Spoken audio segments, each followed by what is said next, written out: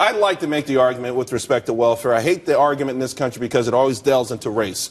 And the fact of the matter is it's about a group of people who get wedded to free stuff. So Northern Italy wants us to see from Italy. In Belgium, you know what? The ones who speak the ones in Belgium, the ones who speak French are the users.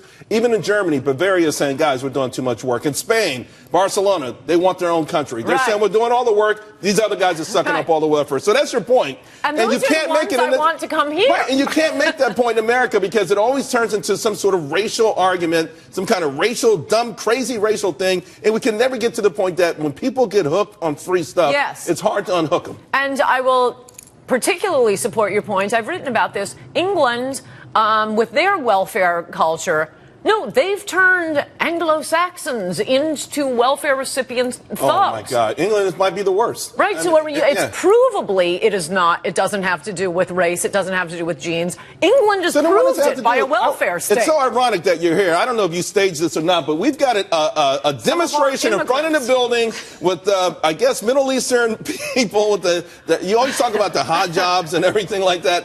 Obviously, they haven't assimilated the way you would like them to. Is there something wrong with that? Don't clog up our streets. That's part of our culture. The streets are for driving. Sidewalks are for walking. Yes, here are some of our fine Egyptian immigrants. All right, so let me ask you about the election. Okay, there's this feeling in this election that we've seen the rise of incivility.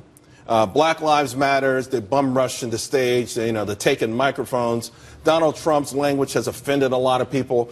You're pretty cool with this, though. I mean, you kind of like say, you know what, it's no big deal. Here, yesterday I saw Father Jonathan tweeted you. Did you ever get back to Father Jonathan on that tweet? No, I was out yesterday. He said, how can you defend Donald Trump in this way? His words and actions are anything but good for America. What would your reply be to something like that? Father Jonathan should stick to moral advice. Let Ann handle the country. And in particular, I guess he's saying there's a moral element to handling the country. Well, no, I think there is too, but like all complaints about Donald Trump, I don't know what that means. They keep saying Donald Trump is calling people names. I keep reading articles.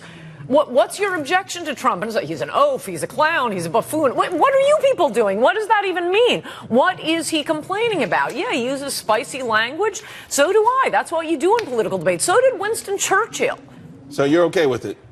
I love it. I loved him. I got to tell you, I love that he has been declared dead in the water. His campaign is finished. He refuses to apologize, keeps drawing back. And I really do think that's attributable to immigration. And the point I would make to prove that is if it's just the straight talk, if it's just being politically incorrect, then Chris Christie would be at the top of the polls. But Christie's bad on immigration, and that's when I dumped him. Wait a minute. Hold on. Chris Christie, though, is also known for his salty language. That's what I mean. Okay. If that's all it were, he'd be Donald Trump. But no, he sold us out on immigration. He had his temporary Senate appointee vote for Rubio's amnesty bill. And then Christie pushed through in-state tuition for illegals. So the ideal president gets into the White House.